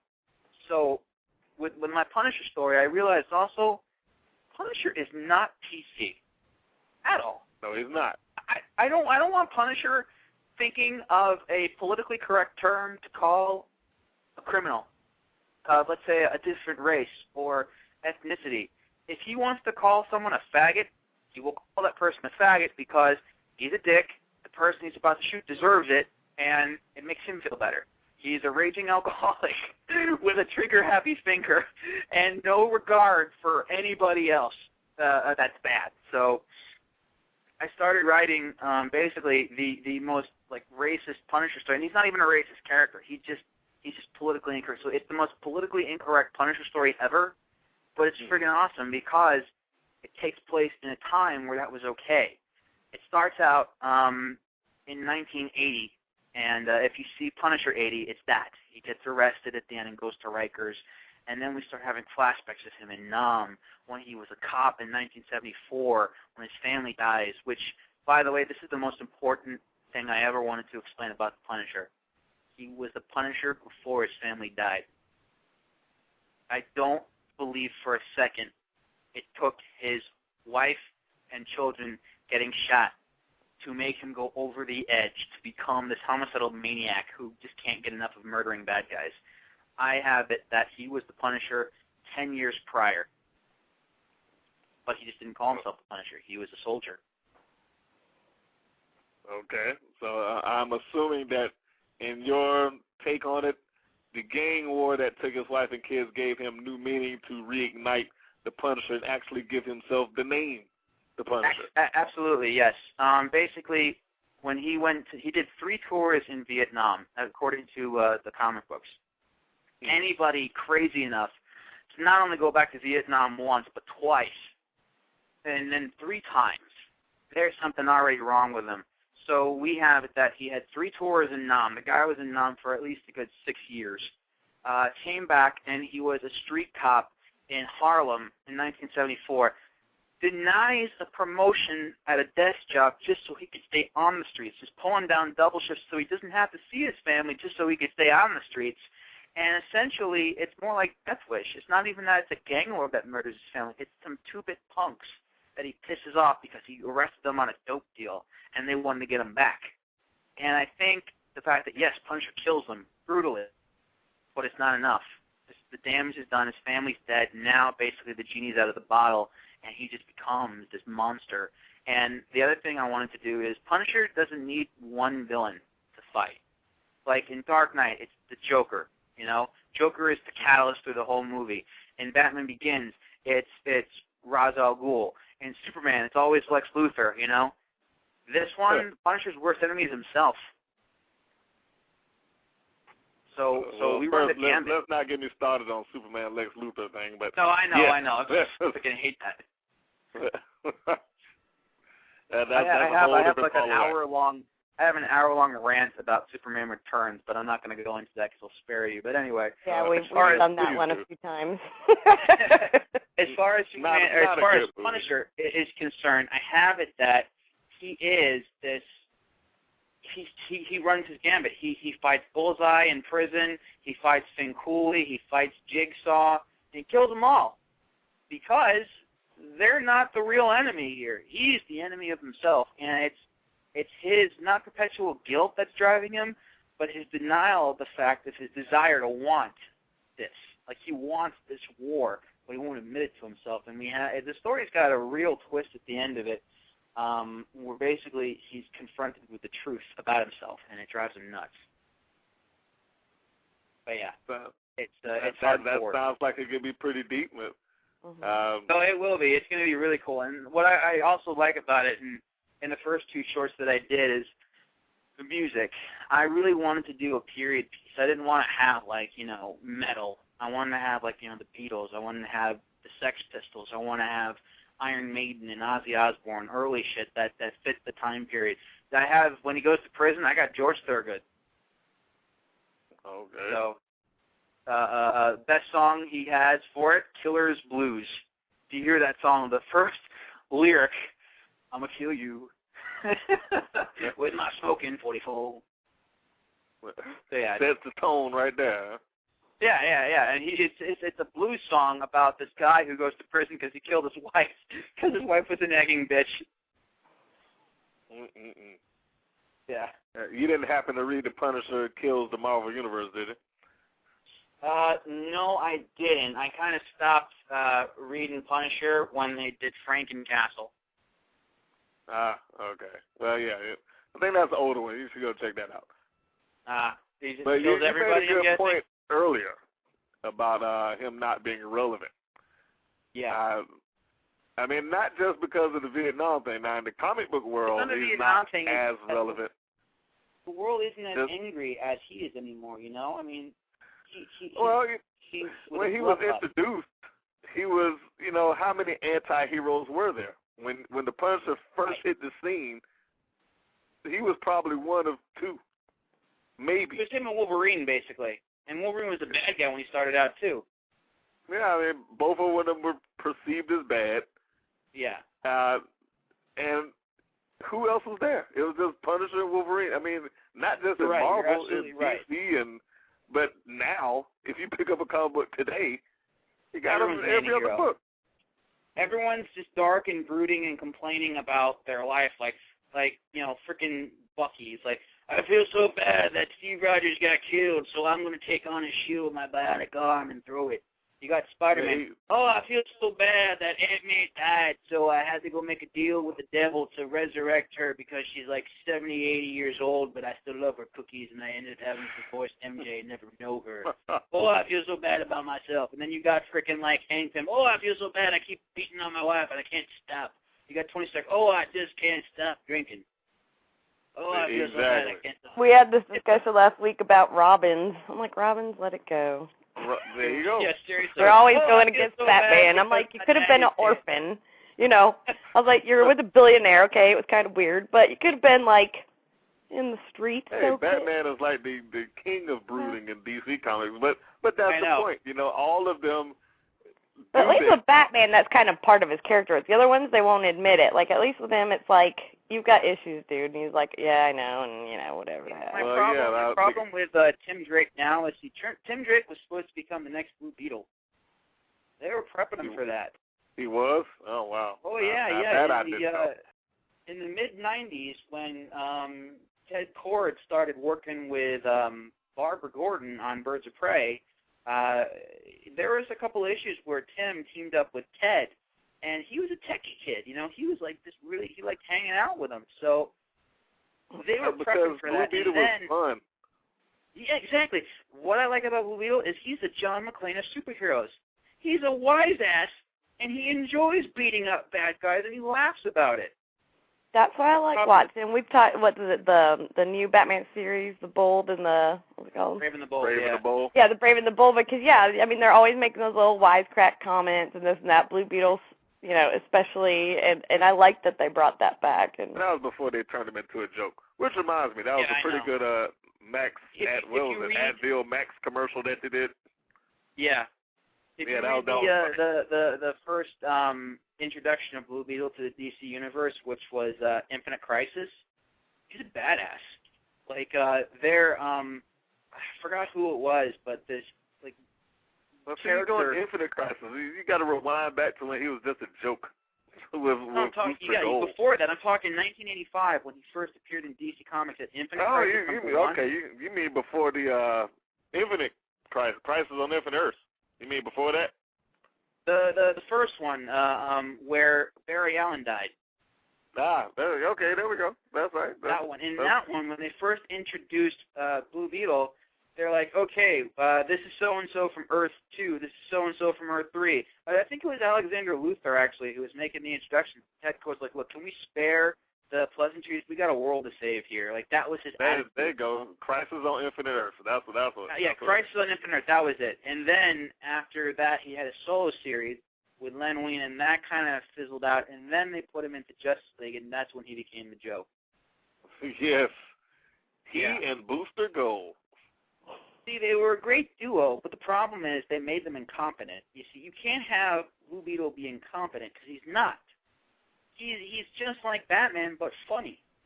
Now, there are so many ways to make, like I always say, Bruce Willis.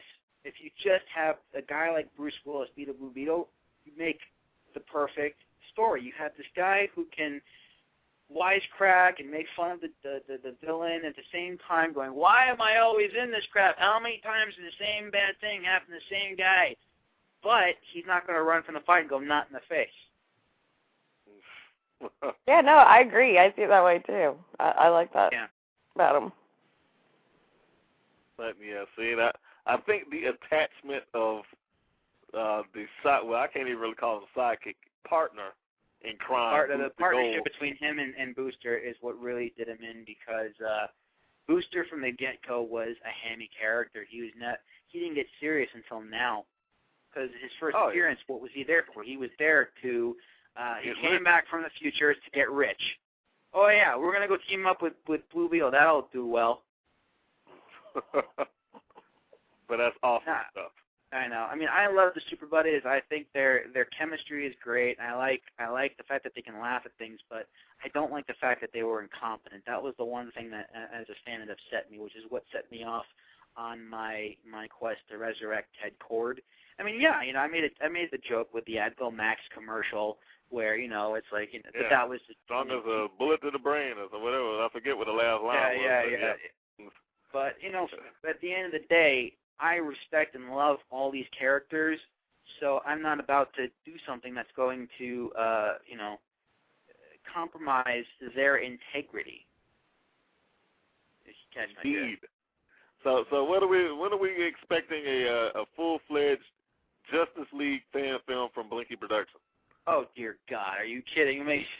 No, I'm not kidding you, man. Look at all the stuff he did. Come on. So, all right, well, I'm asking again. So I need money first off, because I can't fake everything. I can fake a lot of things, but not everything. I need money for the costumes. I want to do Justice Society. That was what I wanted to do. Oh, okay. Well, there we go. Justice Society. You already got your Power Girl. Oh, yeah. I wanted to do, this is the cast. It was going to be led by Mr. Terrific, Power Girl, Wildcat, Alan Scott, Green Lantern, and Rick Tyler, Hourman, and Jake Eric, Flash. I did a couple of changes to certain characters, like for Jay, he's out of the closet superhero. He has pockets on his costume now because he has no time for a secret identity. He's just like, you know what? Hey, I'm the Flash. I got pockets. So, no more hiding the fact that he's the Flash. Not that I mean outside the fact he doesn't wear a goddamn mask. Well, yeah, I was going to say, I don't know how he could keep it anyway. He just has a helmet on. So he also gets rid of the helmet finally. He basically, they explain, like, why aren't you wearing the helmet? Because it kept falling off. That's why. I just have to say that. You don't want to go back to the classic Mercury look? No, he has the same outfit. He doesn't wear the helmet anymore. He just kind of, just hangs on to it. like a souvenir, you know, like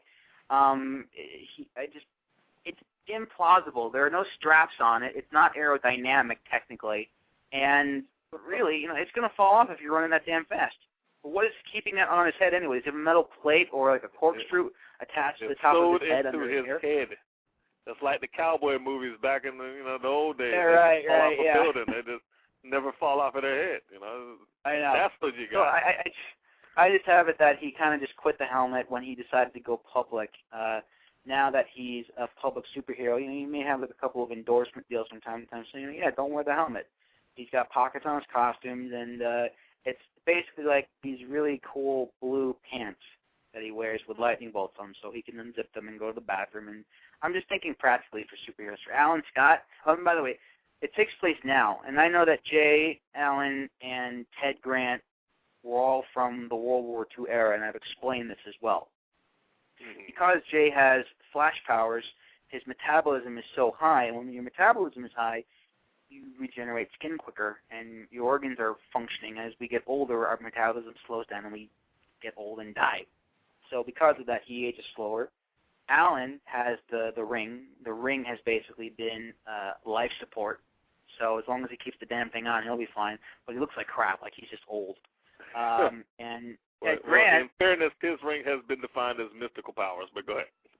Well, whatever it is, whatever his ring is and whatever his ring does, it's keeping him young. It's keeping him going. It's keeping him going, but he's physically aging, so he looks like a curmudgeon, and he's written like a curmudgeon, but he's in great shape. So kind of like Clint Eastwood as a bodybuilder. Interesting way to describe that, but go on. Yeah, put Clint Eastwood's head on like Jason Statham's body, and you got Alan Scott. But anyway, then you got head on Jason Statham's body. Wow. Guy's in great shape, but yeah, Eastwood looks like shit now. But anyway, so then you have Ted Grant, and Ted as Wildcat has those like 9 lives. So I figured he's probably like blown about 4 of them. So he's got like 5 lives left. So he looks like he's in his early 50s, but he's still in great shape because he's a boxer and he's got a longer lifespan than most. He's on life number 5. Gotcha. Yeah, he's on life number 5. And then you got Rex Tyler, who's still caught in the time zone, and he hasn't gotten out of that yet. And the show would be about, I wanted to do a show actually, it would be about Rick coming into the Hourman persona and Michael Holt assembling the society after getting a vision from the Spectre when he tried to commit suicide.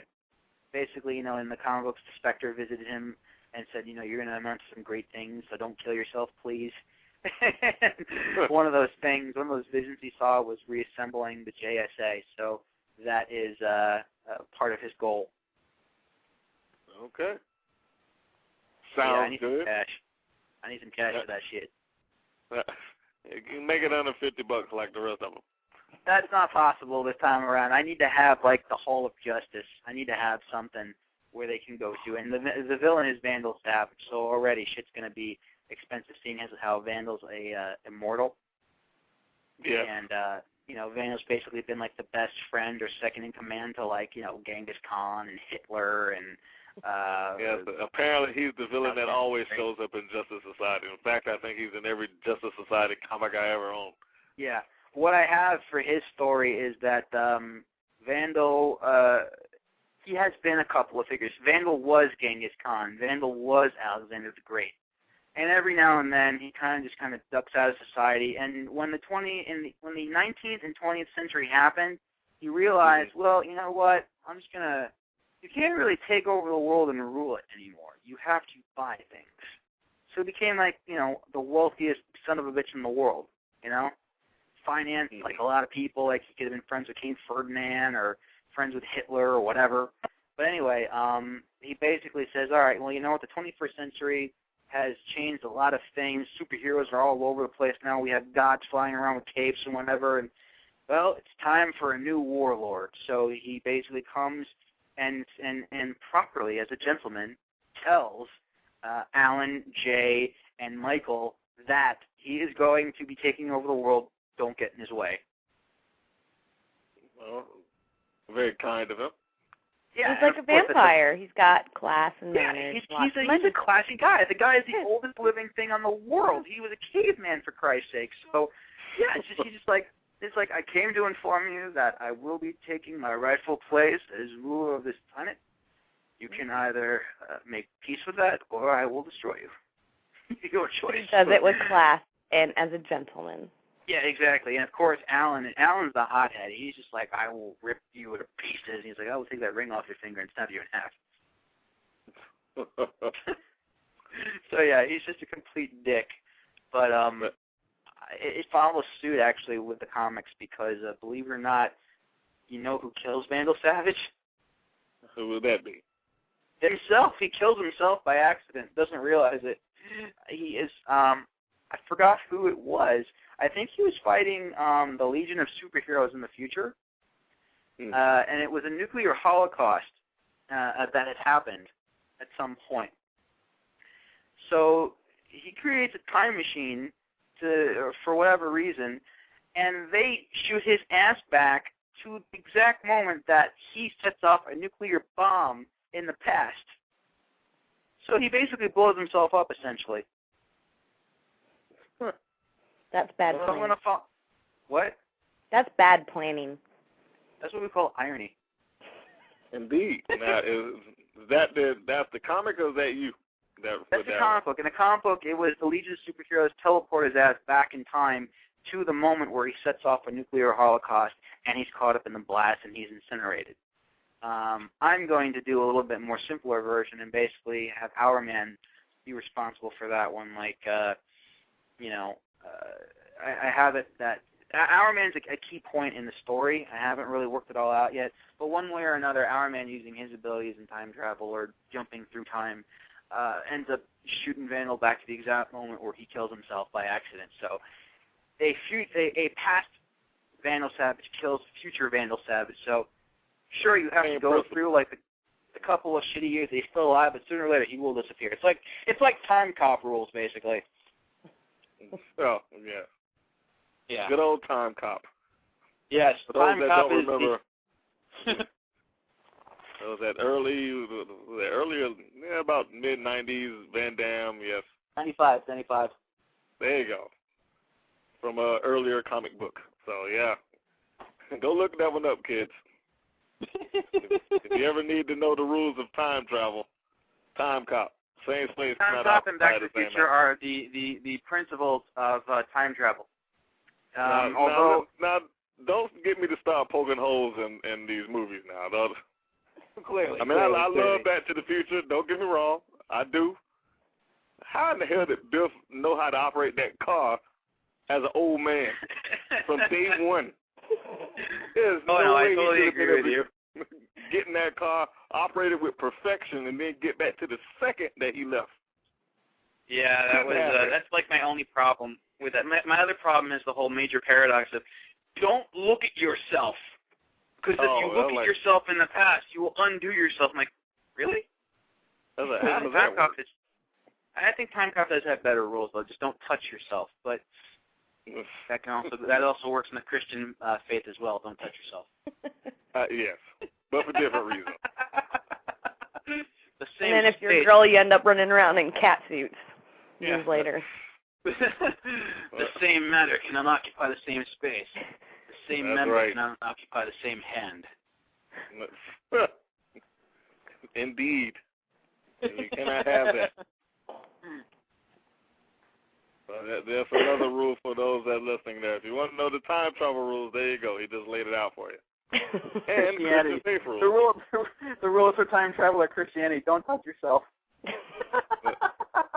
Those two rules meet in the middle somewhere. It's horrible. So I guess now you can make yourself a time travel movie too. No, I don't want to do anything with time travel because it's too convoluted. I don't need to have people debating over the how it works. Because I've seen a lot of movies where the one thing that gets me about time travel, like is Terminator, for example. You know, the Immaculate Conception of John Connor, quintessentially, right? Because Kitty, did we not talk about this before? Yes. Yes, I think we've had the discussion, but go ahead. theoretically, when they destroy it, I don't like Terminator 3. I don't count that movie because it was crap. At the end of Terminator 2, they destroy everything in Skynet, right? So, theoretically, John Connor should have disappeared.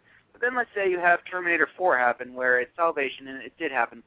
Now you have this juxtaposition of, is there now an alternate future, or is this movie a prequel or a sequel? What is it exactly?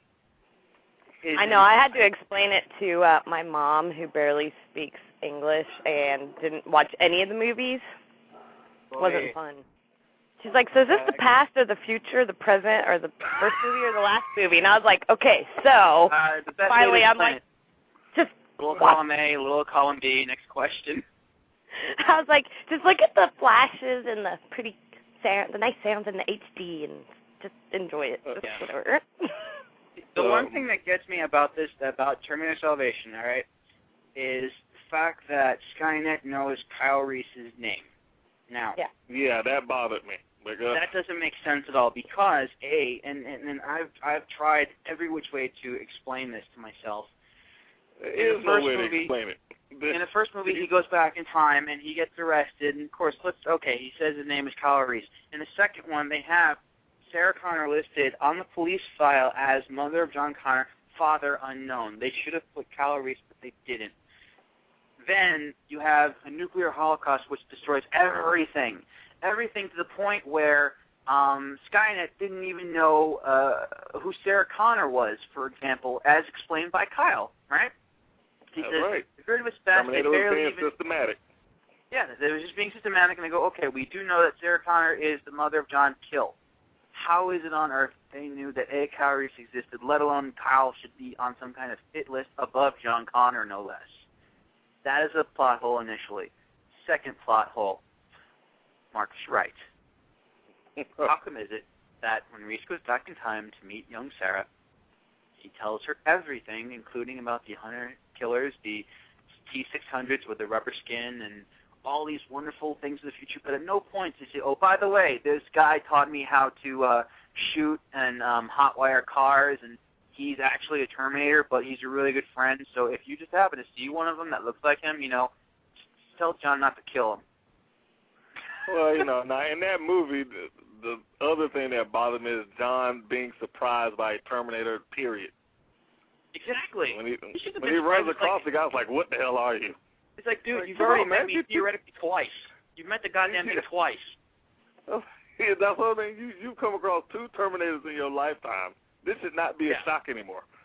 Well, theoretically, he's come across 4. He's already met 4. He met the T-1000, the TX, and the 800, and the 850. Apparently, there was an 850. I don't know what the 850 means, but whatever. It's like 10 years older.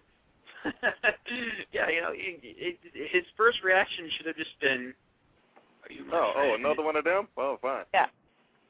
And also, it's not like it was going to be the good one. He already was anticipating the T-800. He knew what it was going to look like. He knew it was a bad guy in this time period. It wasn't a good guy yet. So, yeah, it's like, where's the shock? Just shoot the fucking thing. But yeah, the whole crap about Marcus Wright in general is a problem. And the fact that, it's 2018, and they just built the T-800. How much longer until they build time travel and send them back? And how come they freaking blew up Skynet, for Christ's sake? Yeah, it's just too much. What would have been a good story, in my opinion, would have been they actually end the movie with the Terminator going back in time. That's what they should have done. Make the loop. And this is it. I'm sorry. This is what was getting at me. You're telling me now Kyle is going to be hanging out with John for like the next 10 years, and at no point is going to say, "You're my father. I love you." Yeah, because he did do the Batman growl in the movie. The Batman voice, of course. Yeah. But the other thing is how come is it John is blabbing to fucking everybody? By the way, he's got Kyle. He's got my father. Well, maybe Skynet wouldn't know that if you just kept your fucking mouth shut, John. Oh shit. My bad. Go fuck yourself. He doesn't know any better. I know. He doesn't know the rules, man. Yeah, I just there's just too many fucking plot holes in that thing that just upset me, and I have problems with. I thought it was visually great. I thought it was a treat to finally see it, but I just was not happy. As a fan, I said to myself, like, seriously, there's so much more that could have been done with this, story-wise, that wasn't. Mm-hmm. Yeah. Yeah, I didn't analyze the story. I thought it was pretty. But I've claimed that. I'm like, Marcus is pretty, HD's pretty. That's all. I don't That's care what we about like that. about you, Kitty. But I admitted that. They, I admitted they it. should have been. There Yeah, should have been more you admitted T800s. There should have been And another that's why one. we like you know? it. Yeah. Okay. They CG Arnold's face onto this guy, and it's only there for about 7 seconds, and then they torch his ass. Genius. They couldn't even have him talk. They had to have the goddamn thing walking around naked. I'm sorry, as a fan, the only cool part of that movie was when the T800 came out, and then they just torched it. Not cool. Not cool at all. Well, they couldn't maintain Arnold's face like that for an indefinite amount of time. They can only show doing that for Tron 2. They're doing that. Lord. Have you seen the trailer for Tron 2 yet? I have seen the trailer for Tron 2. It looks Are great. The second one? The new one now with young Kevin Flynn? Oh no, I didn't see they have which one? That's not Russell. That's crap. Can't even think of the guy's name now. Bridges. There we go, Bridges. Check this out. You got to go see the new Tron trailer because they have Clue and Kevin Flynn in the same movie. Now Kevin has aged like crazy. He's old Jeff Bridges and he's trapped in the grid. Clue doesn't age because Clue's a program. So you have young Jeff Bridges as the bad guy and old Jeff Bridges as, the God character, and then, of course, the son Sam has to go rescue his ass. But it was so awesome seeing that. Disney, is there nothing you cannot do? Yeah, I have to say, that is probably the first time I have been impressed in a long time for just something like that. So, yeah, it was pretty damn awesome seeing that. Seeing this seeing an old actor become young again, and on top of it, acting opposite a younger version of himself. I thought that was pretty cool. You got to give a guy credit. Yeah. I mean, and was that 20-plus years in the making for the sequel to Tron? Technology has finally caught up. 27 years in the making. 27 years. Technology has caught up to the imagination. That damn time. Yeah, too bad they can't have some other video games that people know and recognize running around in there somewhere. Yeah. But anyway, but that'd be too cheesy. You can't have Mario pop in like, hey, how you doing? The Pac-Man. That just might be a little pushing it. I hear you. Pac-Man, Tomb Raider, them just walking in like, hey, Tron. That just wouldn't work. Maybe the Kitty Ninja video game will pop up in there. Yes, it should.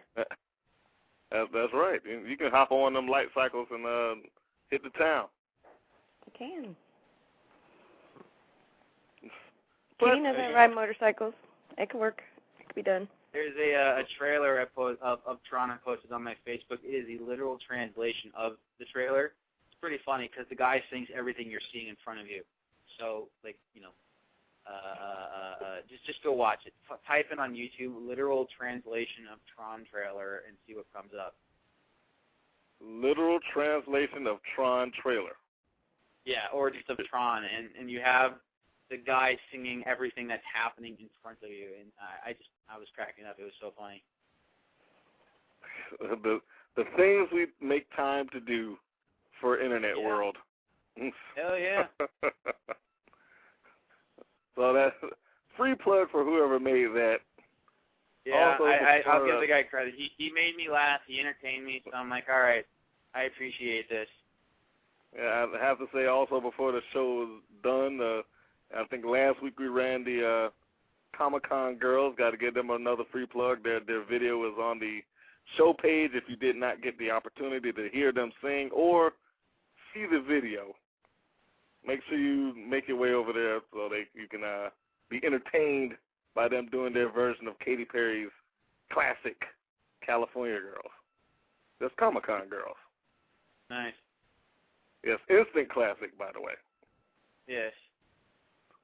So, and on that note, because you know there are many movies that I could sit here and probably poke holes at with you, like Superman, for instance. And I don't mean Superman. Oh yeah, I know, but it's getting late and we all got shit to do. So yeah, it's time to call it a night. Thank you, Chris, for showing up and talking. Thank you for having me, guys. It was a real pleasure.